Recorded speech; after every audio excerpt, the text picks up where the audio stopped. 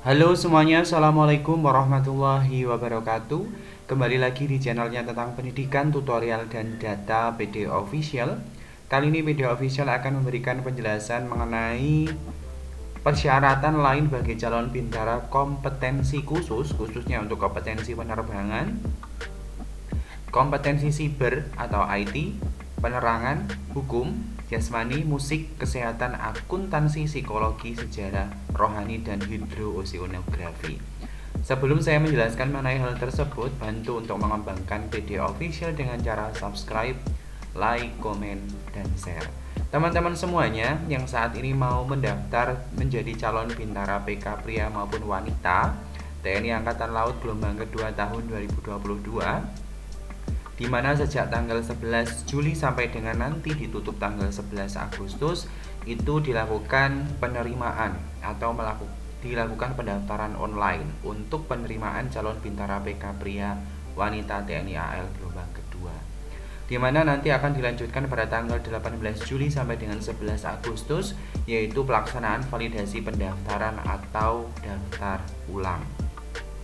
Bagi teman-teman yang akan mendaftar sebagai calon bintara PK pria maupun wanita TNI Angkatan Laut gelombang kedua, pada laman alrekrutmen.tni.mil.id di sini disebutkan ada kompetensi-kompetensi khusus yang menerima calon bintara PK. Yang pertama yaitu kompetensi penerbangan, dan yang kedua ada bintara kompetensi cyber, penerangan, hukum, jasmani, musik, sampai dengan hidrooceanografi. Untuk persyaratan bagi teman-teman yang masuk pada kompetensi khusus, berikut akan saya jelaskan. Nah, teman-teman semuanya, di laman ini sebenarnya sudah ada ya teman-teman untuk pemetaan masing-masing kompetensi. Namun supaya lebih mudah dipahaminya, di sini saya akan menunjukkan yang pertama untuk bintara kompetensi penerbangan. Di sini disebutkan bahwasannya syaratnya ialah pria maupun wanita dengan tinggi badan minimal 170 untuk pria, 165 untuk wanita dengan berat badan seimbang.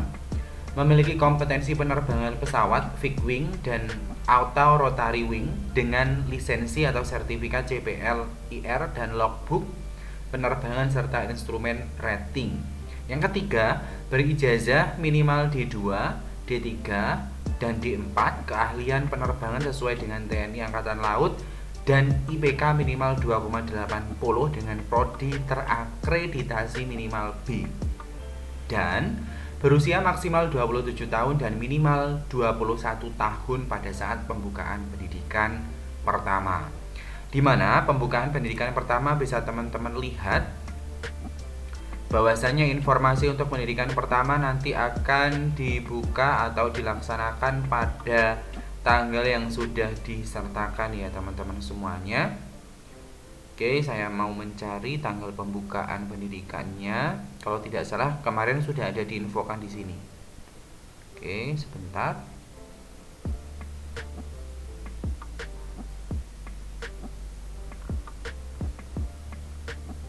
Sini ya teman-teman di jadwal. Oke, saya cek pembukaan pendidikannya yaitu 14 Oktober. Jadi berdasarkan informasi ini nanti ketika masuk di 14 Oktober usia teman-teman itu tidak boleh melebihi daripada 27 tahun. Seperti itu. Dan pada persyaratan kompetensi penerbangan ini teman-teman semuanya, yang menjadi syarat ialah bagi teman-teman itu IPK minimal 2,8 dengan program studi terakreditasi minimal B ya, bukan akreditasi instansi tetapi akreditasi program studi pada saat teman-teman lulus. Misalnya teman-teman lulusnya tahun 2021, akreditasi prodinya apa? B atau A? Kalau B itu minimal IPK-nya 2,8 ya teman-teman semuanya. IPK untuk teman-teman semuanya yang mau mendaftar sebagai bintara kompetensi penerbangan minimal 2,8 dan minimal akreditasi program studinya B. Nanti saya akan tunjukkan bagaimana cara mencari akreditasi. Untuk yang selanjutnya di sini untuk Bintara kompetensi siber atau IT, penerangan, hukum, jasmani, musik, kesehatan, akuntansi, psikologi, sejarah, rohani, dan hidrooseanografi. Poin yang pertama, pria atau wanita dengan tinggi badan minimal 163 untuk pria, 180 untuk wanita dengan berat badan seimbang. Khusus wanita, kompetensi kesehatan, tinggi badan minimal 157 dengan berat badan seimbang. Poin yang kedua, berusia maksimal 22 tahun dan minimal 17 tahun 9 bulan bagi yang berijazah SMA, MA, SMK, MAK sederajat. Berusia maksimal 26 tahun bagi yang berijazah D3. Ya, berusia maksimal 26 tahun bagi yang berijazah D3. Berusia maksimal 30 tahun bagi yang berijazah D4 maupun S1. Ya, perlu diingat teman-teman. Terus memiliki ijazah dari universitas, sertifikat kompetensi, BAN PT Prodi dan BAN PT Fakultas serta SCR yang kompetensi kesehatan. Bagi teman-teman yang mau mendaftar sebagai kompetensi kesehatan, Bintara kompetensi kesehatan harus menyertakan yang namanya STR. Terus, bagi yang berijazah D3, D4 maupun S1, minimal IPK untuk jurusan atau prodi akreditasi adalah A. Ya, akreditasi prodinya adalah A sebagai berikut. Yang pertama, IPK minimal 2,7 untuk ijazah D4 vokasi maupun S1, 2,70 untuk ijazah D3. Ya, untuk ijazah S1 maupun D4 itu 2,75 dengan akreditasi prodinya ialah A. Oke, yang kedua, bagi yang berijazah D3, D4, S1 dengan IPK untuk prodi akreditasinya B, yaitu IPK-nya sudah ditentukan. Kalau akreditasinya B, IPK-nya minimal 3,0 untuk D4 maupun S1. Sedangkan untuk D3 yaitu minimal 2,90. Kalau akreditasi prodinya ialah B. Perlu diingat yang menjadi akreditasi yang ditentukan di sini ialah prodi ya, bukan instansi. Poin yang keenam, bagi yang berijazah D3, D4 maupun S1 dengan minimal IPK untuk perguruan tinggi binaan Kemhan atau TNI yaitu sebagai berikut. IPK minimal 2,75 untuk ijazah D4 maupun S1 dan IPK minimal 2,70 untuk ijazah D3. Memiliki kemampuan dan keahlian sesuai bidang kompetensi yang dipersyaratkan oleh masing-masing kedinasan. Jadi ini penjelasannya teman-teman ya, bagi teman-teman yang akan mendaftar pada bagian bidang kompetensi penerbangan dan bidang kompetensi lainnya seperti cyber sampai dengan hidrooseanografi. Jadi seperti itu, dimana untuk kemampuan dan keahlian yaitu sesuai dengan bidang kompetensinya ya teman-teman. Nah, untuk akreditasi yang dibutuhkan ialah akreditasi prodi, bukan akreditasi institusi. Di sini saya mau memberikan contoh bagaimana cara mencari akreditasi. Nah, ini saya contohkan misalnya kita mau mencari akreditasi Universitas Negeri Malang. Saya ketikkan saja di sini akreditasi UM. Setelah itu nanti muncul pencarian um.ac.id/profil/akreditasi UM. Nah, nanti munculnya seperti ini. Di sini nanti akan muncul akreditasi institusi Universitas Negeri Malang. Ini sesuai dengan tahun lulus teman-teman. Semisal saya mau mengambil lulusnya tahun 2021. Berarti akreditasinya apa? Unggul. Coba kita cek sertifikatnya.